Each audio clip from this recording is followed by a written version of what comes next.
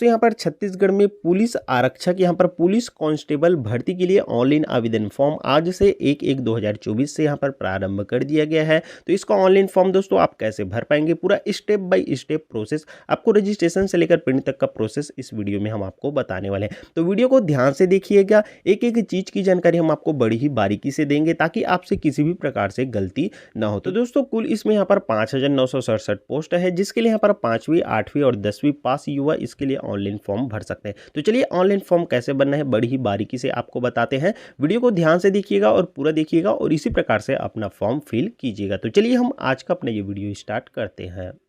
तो online form भरने के लिए दोस्तों आपको कोई सा भी एक ब्राउजर या फिर क्रोम ब्राउजर ओपन कर लेना है। इसके बाद दोस्तों आपको सर्च बार में सीजी पुलिस आपको सिंपली से सर्च कर लेना है। अब जैसे ही दोस्तों आप सीजी पुलिस सर्च करते हैं, इसके बाद इस प्रकार से आपके सामने पेज आ जाता है जिसमें यहाँ पर सीजी पुलिस आपको देखने के लिए मिल जाता है। इसी लिंक पे दोस्तों आपको सिंपली से क्लिक कर लेना है। इसके बाद दोस्तों आपको थोड़ी देर वेट कर लेना है। अब इसके बाद दोस्तों यहाँ पास आपके सामने छत्तीसगढ़ पुलिस का ऑफिशियल वेबसाइट ओपन होकर आ जाता है। अब दोस्तों आपको ऑनलाइन फॉर्म भरने के लिए यहाँ पास आपको एक ऑप्शन देखने को मिल जाएगा 3 लाइन्स का, ठीक है। तो इसी 3 लाइन के ऑप्शन पे आपको क्लिक कर लेना है। इसके बाद दोस्तों यहाँ पास आपको देखने को मिल जाएगा अब एक नोटिस बोर्ड का ऑप्शन, तो इस नोटिस बोर्ड के ऑप्शन पे क्लिक कर लेना है। इसके बाद दोस्तों यहाँ पास आपको रिक्रूटमेंट देखने के लिए मिल जाता है, तो सिंपली से आपको इसी रिक्रूटमेंट के ऑप्शन पे क्लिक कर लेना है। अब इसके बाद दोस्तों आपके सामने इस प्रकार से यहाँ पास नोटिस बोर्ड ओपन होकर आ जाता है, जिसमें यहाँ पास जो वर्तमान में रिक्रूटमेंट आई हुई है उसकी जानकारी आपको देखने के लिए मिल जाएंगी। अब यहाँ पास आपको 2 नोटिस देखने के लिए मिल जाएगा, ठीक है। देख पाएंगे ये नोटिस यहाँ पास 1/1/2024 मतलब कि आज की डेट में यहाँ पास ये आया हुआ है, ठीक है।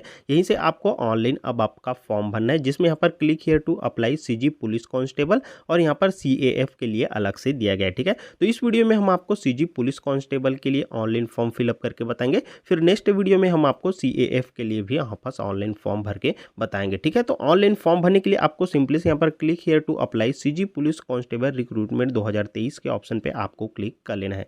अब जैसे ही आप इसमें क्लिक करते हैं थोड़ी देर आपको वेट कर लेना है, ठीक है। अब इसके बाद दोस्तों आपके सामने इस प्रकार से यहाँ पर पेज ओपन होकर आ जाता है। फिर यहाँ पास नीचे में अब आपको देखने को मिलेगा click here to apply for CG constable recruitment 2023। Just इसके नीचे में यहाँ पास एक और लिंक देखने के लिए मिल जाएगा, तो इसी लिंक पे अब आपको क्लिक कर देना है। इसके बाद यहाँ पास सिंपली से आपको ओके के ऑप्शन पे क्लिक कर देना है। अब जैसे ही यहाँ पास आप ओके के ऑप्शन पे क्लिक करते हैं इस प्रकार से देखने को मिल जाएगा यहाँ पर छत्तीसगढ़ पुलिस का एक ऑप्शन, और नीचे आएंगे तो यहाँ पास अब आपको देखने को मिलेगा यूजर लॉगिन का ऑप्शन। तो अब आपको अपना ऑनलाइन फॉर्म भरने के लिए पहले आपको बता दें कि सबसे पहले आपको न्यू रजिस्ट्रेशन करना होगा। इसके बाद यहाँ पास आप रजिस्ट्रेशन कर लेते हैं, फिर लॉगिन करके आपको आगे का फॉर्म अप्लाई करना होगा। तो कैसे कैसे करना है पूरा एक एक चीज की जानकारी हम आपको बड़ी ही बारीकी से देंगे ताकि आपसे किसी भी प्रकार से गलती ना हो। तो वीडियो को ध्यान से देखिएगा और पूरा देखिएगा और आसानी से अपना फॉर्म फिल कीजिएगा। तो देखिए अब आपको ऑनलाइन फॉर्म भरने के लिए क्या करना होगा, यहाँ पास न्यू रजिस्ट्रेशन के ऑप्शन पे सिंपली से आपको क्लिक कर देना होगा। अब जैसे आप इसमें क्लिक करते हैं इस प्रकार से यहाँ पास आपके सामने कैंडिडेट इनरोलमेंट फॉर्म का यहाँ पास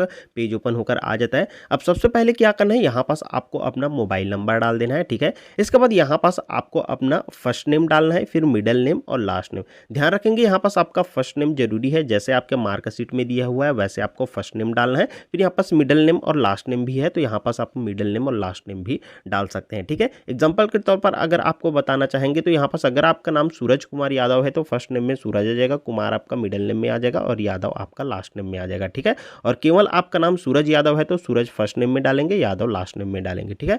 और केवल आपका मार्कशीट में सूरज बस दिया है तो यहाँ पास सूरज बस डाल सकते हैं, ये दोनों छोड़ देंगे तो भी चल जाएगा, ठीक है। तो चलिए पहले मैं ये सभी डिटेल्स फटाफट से इंटर कर लेता हूँ।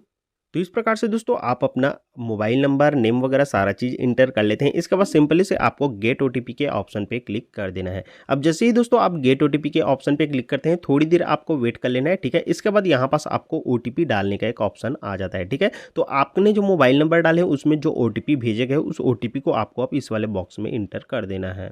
तो कुछ इस प्रकार से दोस्तों आप ये OTP भी इंटर कर लेते हैं। इसके बाद सिंपली से आपको अब सबमिट के ऑप्शन पे क्लिक कर देना है। अब जैसे ही दोस्तों यहाँ पास आप सबमिट के ऑप्शन पे क्लिक करते हैं यहाँ पास आपको देखने को मिलेगा क्रिएट पासवर्ड का एक ऑप्शन आ जाता है, ठीक है। तो यहाँ से अब आपको अपना एक पासवर्ड क्रिएट करना होगा। पासवर्ड कैसे क्रिएट करना है एग्जाम्पल आपको यहाँ पर स्क्रीन पे शो हो रहा होगा, ठीक है। इसी प्रकार से आप अपना एक पासवर्ड क्रिएट कर लीजिएगा। अब पासवर्ड यहाँ पास क्रिएट करेंगे तो दोनों में सेम पासवर्ड आपको डालना है, ठीक है। अब डाल लेने के बाद यहाँ पास अब आपको अपना बेसिक इन्फॉर्मेशन भरना होगा।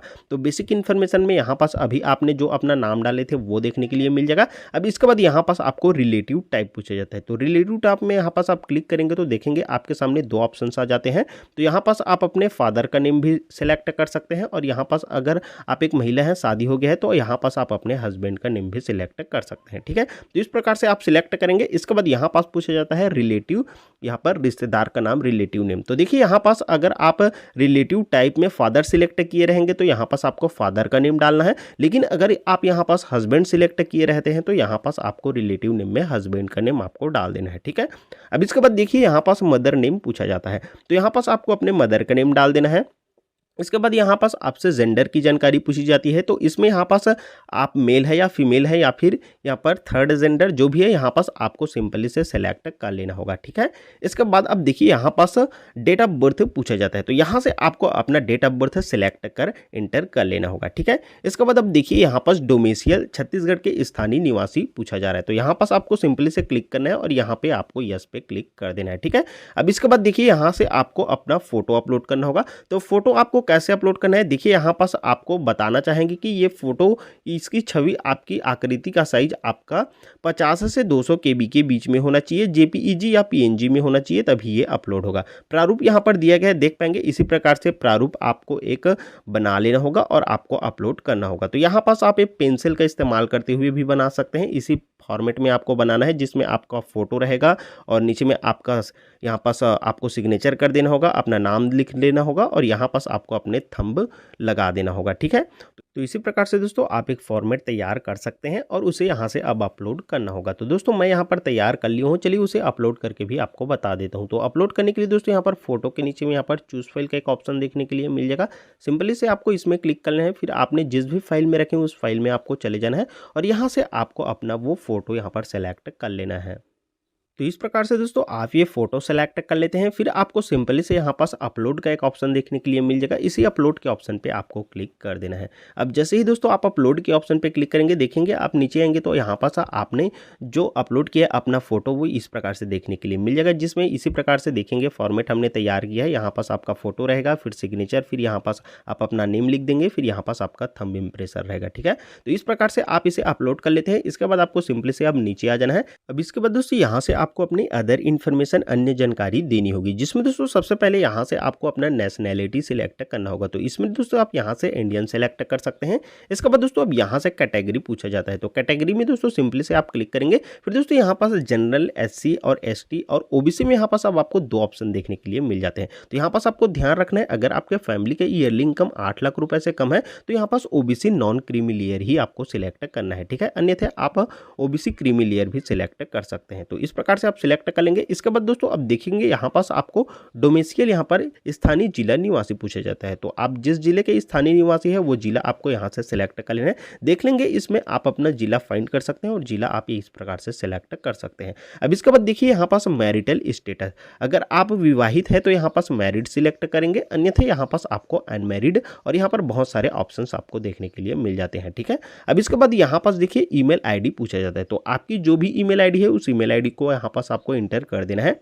अब इसके बाद देखिए यहाँ पास आइडेंटिफिकेशन मार्क पूछा जाता है, तो अगर आपके फेस में या फिर कहीं पास आपके हाथ वगैरह में अगर कोई आइडेंटिफिकेशन मार्क है तो यहाँ पास आप उसे एंटर कर सकते हैं, अन्यथा आप यहाँ पास नो मार्क की एंट्री भी कर सकते हैं अगर आपके में किसी भी प्रकार से यहाँ पास कोई भी यहाँ पास आइडेंटिफिकेशन मार्क नहीं है। तो ठीक है, इस स्थिति में आप यहाँ पास नो मार्क एंटर कर सकते हैं। अब इसके बाद देखेंगे यहाँ पास फोटो आइडेंटिफिकेशन नंबर पूछा जाता है, तो यहाँ पास आप फोटो आइडेंटिफिकेशन नंबर जिस ID में आपका फोटो रहता है उस प्रकार से आप किसी भी ID का नंबर यहाँ पास दे सकते हैं, लेकिन यहाँ पास आप अपने आधार नंबर दे सकते हैं। अब इसके बाद देखिए यहाँ पास आपका प्रेजेंट एड्रेस की जानकारी पूछी जाती है, तो आपके वर्तमान पता की जानकारी देनी है, जिसमें सबसे पहले यहाँ पास आपको अपना हाउस नंबर डाल देना है, फिर यहाँ से आपको अपने स्ट्रीट, गली या मोहल्ले का नेम डाल देना है। इसके बाद यहाँ पास आपको अपने विलेज, अपने गाँव या फिर शहर का नेम डाल देना है। इसके बाद यहाँ पास स्टेट, तो आप जिस भी स्टेट से आते हैं, जैसे यहाँ पास आपको अपना स्टेट देख लेना होगा और यहाँ से आपको अपना स्टेट सिलेक्ट कर लेना होगा। होगा, ठीक है। अब इसके बाद देखिए यहाँ पास आपसे जैसे ही स्टेट सिलेक्ट करते हैं, फिर यहाँ पास आपको अपने डिस्ट्रिक्ट की जानकारी पूछी जाती है। तो यहाँ से आपको अपना जिस भी डिस्ट्रिक्ट में आप आते हैं वो डिस्ट्रिक्ट आप यहाँ से फाइंड कर लीजिएगा और सिंपली से आपको अपना डिस्ट्रिक्ट सिलेक्ट कर लेना है। अब जैसे ही आप डिस्ट्रिक्ट सिलेक्ट कर लेते हैं, इसके बाद यहाँ से आपको अपना पिन कोड, अपने एरिया का जो भी पिन कोड है उस पिन कोड को आपको इस वाले बॉक्स में इंटर कर देना है। तो इस प्रकार से आप अपना वर्तमान पता इंटर कर लेते हैं। अब इसके बाद यहाँ पास आपसे आपका परमानेंट एड्रेस, स्थायी पता की जानकारी पूछी जाती है। तो ध्यान रखेंगे, अगर आपका वर्तमान पता और स्थायी पता दोनों सेम है तो यहाँ पास आपको दोबारा फिल करने की जरूरत नहीं है। यहाँ पर एक बॉक्स देखने के लिए मिल जाएगा, इसी बॉक्स में आपको टिक कर देना है। लेकिन अगर आपका वर्तमान पता और स्थायी पता अलग अलग है तो आप अलग अलग भी डाल सकते हैं। यहाँ पर सेम जानकारी पूछी जाती है। यहाँ पास भी आप अपना हाउस नंबर, यहाँ पर स्ट्रीट और सिटी या विलेज और यहाँ पास स्टेट वगैरह सिलेक्ट कर लेंगे, ठीक है। तो इस प्रकार से आप सिलेक्ट कर लेते हैं। इसके बाद आपको सिंपली से नीचे आ जाना है।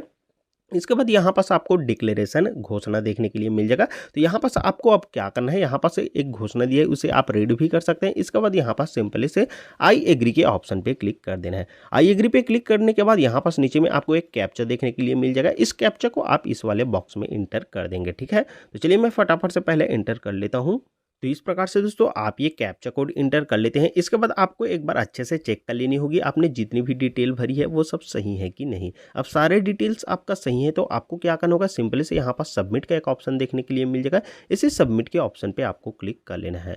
सबमिट पे क्लिक करते ही दोस्तों आपके सामने इस प्रकार से यहाँ पर पेज ओपन होकर आ जाता है, ठीक है। अब यहाँ से आपको अप्लाई करना होगा, जिसमें यहाँ पास application form for constable recruitment, यहाँ पर आरक्षक संवर्ग भर्ती 2023 आपको देखने के लिए मिल जाएगा। अब नीचे आएंगे तो यहाँ पास आपको कुछ इंपॉर्टेंट इंस्ट्रक्शन दिए गए हैं, इसे आप रीड कर सकते हैं, ठीक है। अब इसके बाद आपको नीचे आ जाना है। नीचे आएंगे तो यहाँ पास आपको देखने को मिलेगा, मैं प्रमाणित करता हूँ या करती हूँ कि मैं छत्तीसगढ़ राज्य का यहाँ पर मूल निवासी हूँ तथा तत्संबंधी प्रमाण पत्र में दस्तावेजों की जांच परीक्षण के समय प्रस्तुत करूंगा या फिर करूंगी, ठीक है। अब नीचे यहाँ पास आपको देखने के लिए मिलेगा सिलेक्ट डिस्ट्रिक्ट या यूनिट। तो यहाँ से आपको अब जिला या फिर इकाई चुनना है जिसके लिए आप अप्लाई करना चाहते हैं। तो यहाँ पास सभी डिस्ट्रिक्ट यहाँ पास आ जाते हैं। तो आप जिस भी डिस्ट्रिक्ट के लिए अप्लाई करना चाहते हैं वो आप यहाँ से सेलेक्ट कर लेंगे और यहाँ पास आप सेलेक्ट करेंगे। इससे पहले आपको अच्छे से यहाँ पर कौन से जिले में कितने पद है, कौन कौन से पद है, इसकी जानकारी आप अच्छे से देख सकते हैं।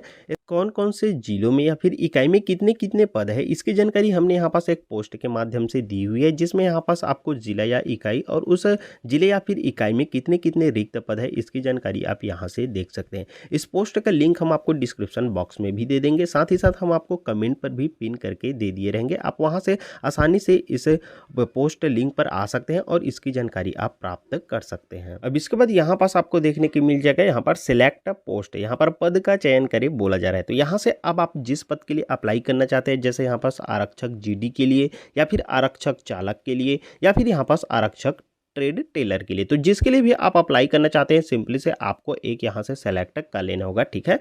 अब सिलेक्ट करने के बाद आपको थोड़ी देर वेट कर लेना है। अब इसके बाद यहाँ पास आपको देखने को मिलेगा एजुकेशनल क्वालिफिकेशन, शैक्षणिक अर्हता अब यहाँ से आपको डालनी होगी। तो इसके लिए सिंपल से आप इसमें क्लिक करेंगे। अब इसमें क्लिक करते हैं तो देखेंगे यहाँ पास आपको 10वीं 8वीं और 5वीं ये 3 ऑप्शंस आ जाते हैं। तो कौन कौन यहाँ पर 10वीं सिलेक्ट करेंगे, कौन यहाँ पर 8वीं सिलेक्ट करेंगे और कौन कैंडिडेट यहाँ पर 5वीं सिलेक्ट करेंगे। तो यहाँ पास आपको बहुत ही बारीकी से समझना है, यहाँ पास आपको गलती नहीं करनी है, ठीक है। तो चलिए हम आपको इसके शैक्षणिक योग्यता के माध्यम से समझाते हैं।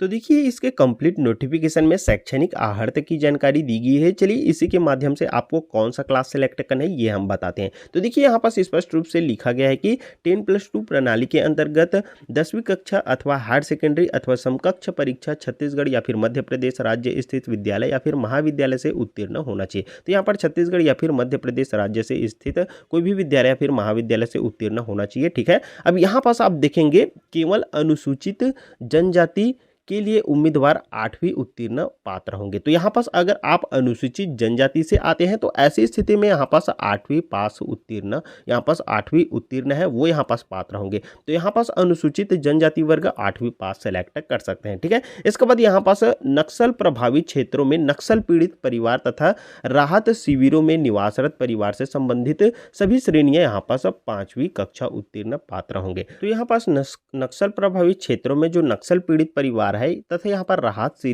शिविरों में जो निवासरत परिवार है, ऐसे कैंडिडेट यहाँ पास कक्षा 5वीं भी पात्र होंगे। तो ठीक है, तो ऐसे अभ्यर्थी यहाँ पास कक्षा 5वीं सिलेक्ट कर सकते हैं और यहाँ पर अनुसूचित जनजाति के उम्मीदवार यहाँ पास 8वीं सिलेक्ट कर सकते हैं और अन्य कैंडिडेट यहाँ पास आपको 10th क्लास सिलेक्ट करना होगा। ठीक है, तो यहाँ पास आपको समझ में आ गया कौन से कैंडिडेट 5वीं, कौन से 8वीं और कौन से 10वीं सिलेक्ट करेंगे।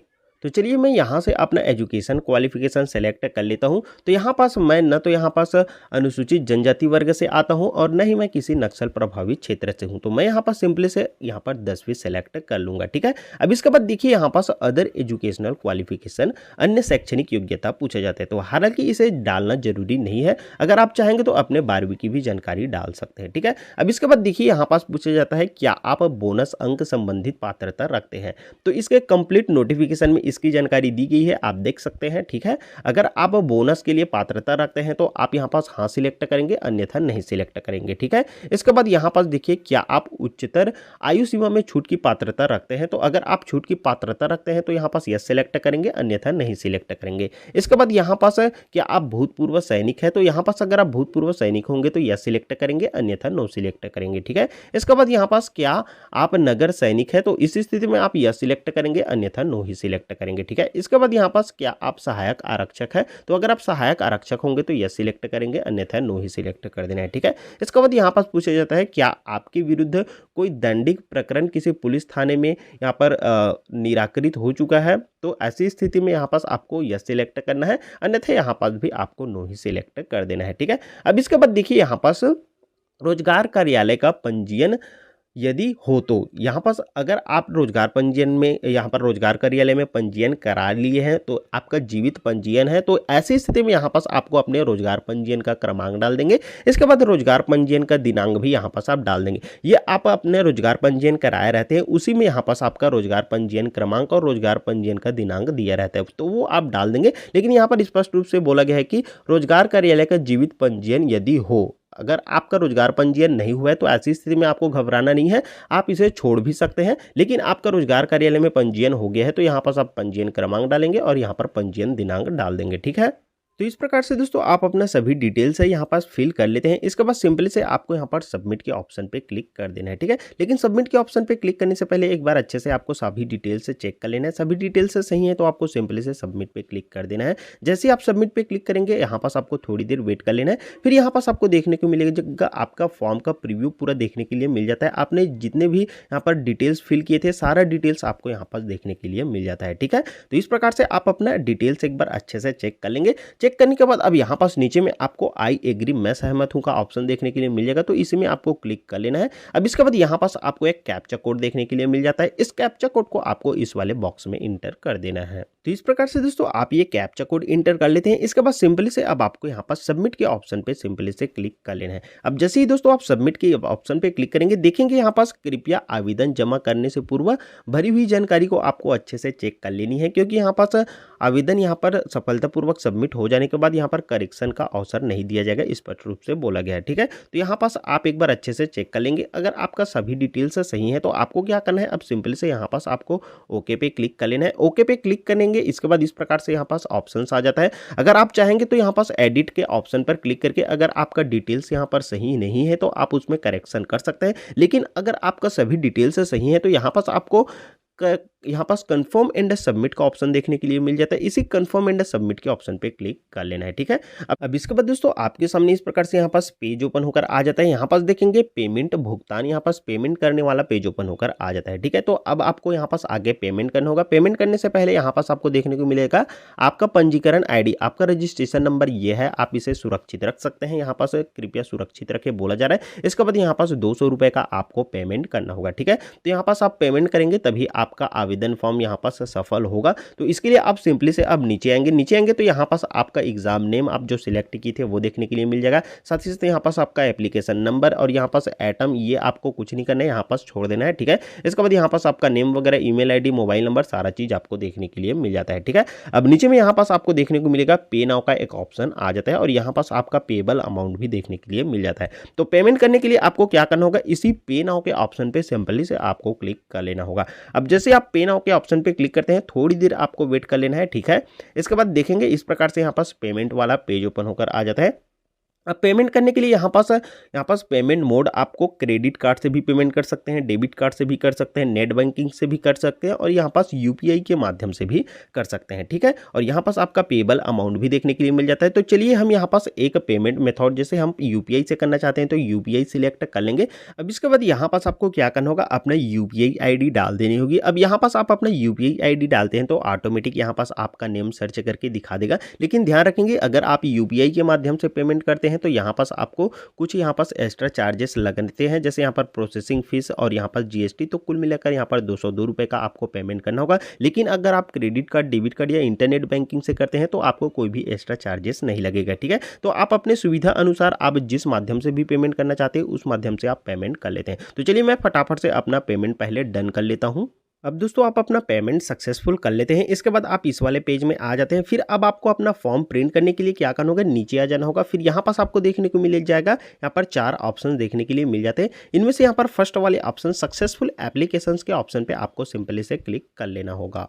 अब जैसे ही दोस्तों आप सक्सेसफुल एप्लीकेशन के ऑप्शन पे क्लिक करेंगे, इस प्रकार से यहाँ पास आपके सामने पेज ओपन होकर आ जाएगा, ठीक है। ये हम आपको मैनुअली बता रहे हैं, इसी प्रकार से आपके सामने पेज ओपन होकर आएगा, जिसमें यहाँ पास आपको अपना एग्जाम नेम आपको देखने को मिल जाएगा, कांस्टेबल आरक्षक जीडी। और यहाँ पास आपको अपना एप्लीकेशन नंबर और यहाँ पास पे जो अमाउंट आपने पेमेंट किए थे वो देखने के लिए मिल जाएगा। और यहाँ पास डाउनलोड के नीचे में आपको एक प्रिंट का ऑप्शन देखने के लिए मिल जाता है। तो इसी प्रिंट के ऑप्शन पर आपको क्लिक करके अपना फॉर्म को प्रिंट करके पीडीएफ में, अगर मोबाइल से फॉर्म भरे तो पीडीएफ में सेव करके रख सकते हैं। और अगर आपके पास प्रिंटर अवेलेबल है तो आप इसे प्रिंट करके भी रख सकते हैं। तो कुछ इस प्रकार से दोस्तों आपको हमने स्टेप बाय स्टेप इसका फॉर्म कैसे भरना है, पूरा रजिस्ट्रेशन से लेकर प्रिंट तक का प्रोसेस बताया है।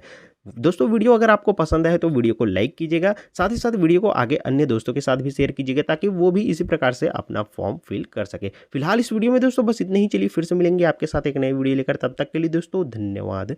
जय हिंद।